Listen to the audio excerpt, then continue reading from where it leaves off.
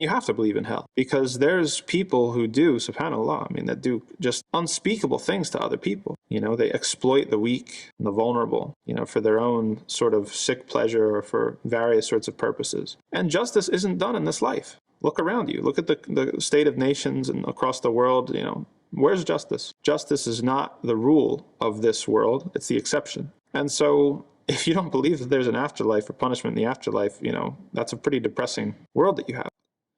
No, there will be justice done, and we'll try to do as much justice as we can here, but it's ultimately going to happen in the end. Okay, well then somebody says, okay, so there's justice, okay, but what about somebody who just, rejects Islam? Who have they oppressed, right? Because this is our weakness as being modern people. We think of justice just in materialist terms, right?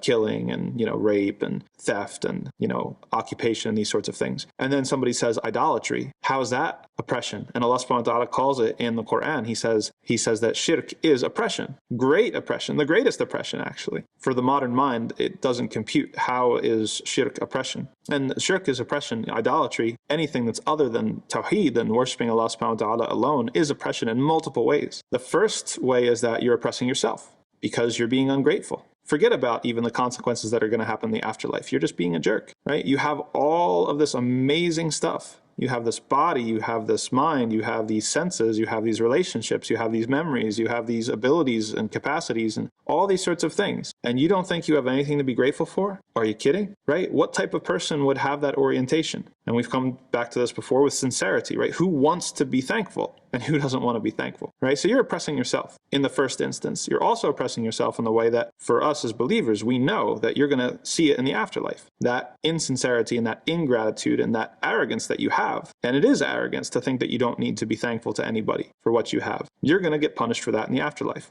right? So that's one way in which idolatry or anything other than tawheed is oppression. It's also oppression because your faith is based in something that's not real. And so because it's based in something that's not real, it's going to have very negative consequences for your life. Look at people who are superstitious. Look at people who believe in, magic and these sorts of things. They have beliefs and they live in paranoia often, right? So they walk around, it's like, oh my gosh, it's like, something happened to me. I broke my leg or I broke my ankle. Maybe someone cast a spell on me. Maybe I did this wrong thing. Maybe I upset my ancestors. Maybe I did this unlucky thing, right? The luck is like an oppressor God, right? That's constantly hanging over you. Every single thing that you do. You don't know the rules of the game. That's the thing with shirk, anything that's not tawheed. You don't know the rules of the game. It's not clear. And so you're constantly in fear and anxious. Every single thing that's happening to you, did I offend this force or this God, or did I step out of line, or is this happening to me? You don't know. You're constantly looking over your shoulder.